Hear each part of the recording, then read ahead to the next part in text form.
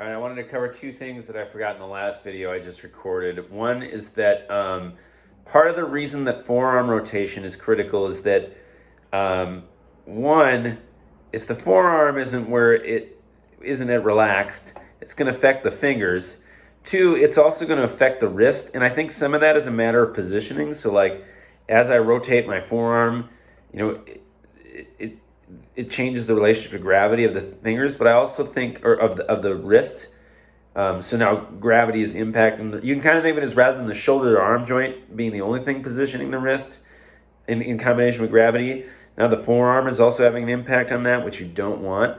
There is also something, and I don't entirely understand this, and I'm going to be talking about this with a medical professional soon, but I think part of it too is as you move the forearm, it kind of affects muscles and joints and bones in all this, because there's these two bones in here that sort of bend over each other as you do this, sort of. They kind of go from like this to like this, sort of.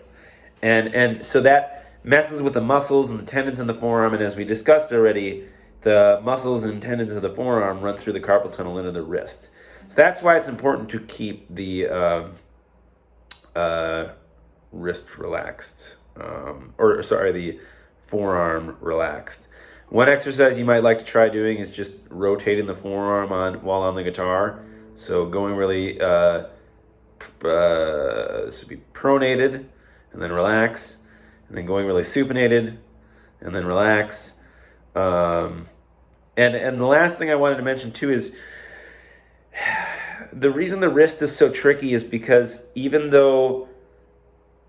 so when we're talking about the elbow, as with a lot of the joints, the muscles that move it are behind it, and they have to be. In order to pull the forearm, the muscle can't be on the forearm; it has to be behind it on another bone, and then pull up through the muscle contraction, pulling the tendon. Just like the drawbridge, you couldn't have the muscle in the mechanical gear that pulls the drawbridge up on the side of the moat opposite from the castle. It just wouldn't work for obvious and intuitive reasons. But there is a catch with the wrist, and that is because those tendons that operate on the middle and tip joint run through the carpal tunnel or the wrist and kind of over the knuckle or under the knuckle, over for the extenders and under for the flexors. As you bend the wrist, it's going to bend those tendons that go to the fingers, and then it's going to affect the shape of the fingers. So I say that to say this. You're going to need to, when it comes to this sort of positioning that we've been discussing, feel all over. And the best strategy for doing that is to vary your attention, or to shift your attention. So in other words, if you were to do this exercise multiple times, you might do one time and pay attention to the fingers and how do they feel? How do these two joints feel? Then you might do another one where you pay attention to the knuckle joint.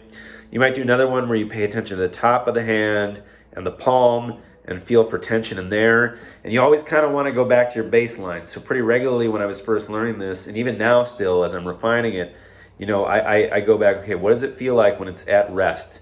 As Scott Tennant described in Pumping Nylon. Okay, let me try to get there, except I'm going to pay attention to one joint at a time because there's too many things to focus on at once. You might also go left to right, so you might pay attention one time to your index, later to the pinky, also the thumb and the thumb joints.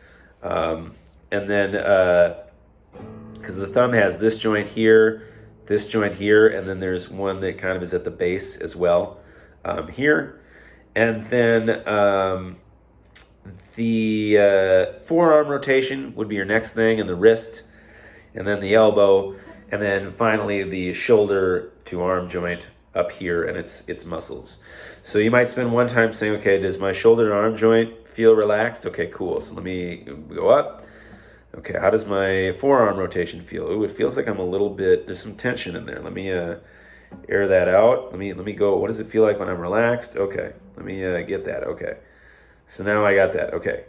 So now if you look, what happened was I went from being down like this to being up like this. And so I kind of, rather than rotating the forearm through muscle, I brought it up until I was, where I needed to be. Now, if I want to shift down, right now I'm playing sort of over the sound hole. If I want to play more towards the bridge, well, then I got to move the forearm backwards in order to have it down, because if I just bring it down, the forearm's going to start to supinate. If I start bringing it backwards, I'm going to get rid of some of that supination. So you got to experiment with those different movements of up and down, forward and backward, and then elbowing. And so you'll get your elbow line. So basically doing the same thing from the opposite direction. Before we started from the fingers and worked our way up. Now we're starting from the shoulder to arm and working our way down. You might run through all of them in one day. You might go from the fingers up one day and then from the shoulder to arm down one day. It just kind of depends on how much time you're going to dedicate to this and where you're at in your practicing. But over time, you get to a point where you've played with it so much and you've tweaked it that you've hit a point where you're like, okay, I'm pretty sure this setup is the same as what it would be if I was letting the arm hang at my side and gravity was aligning everything to be all nice and relaxed. Yeah, I think that covers everything. Thanks again.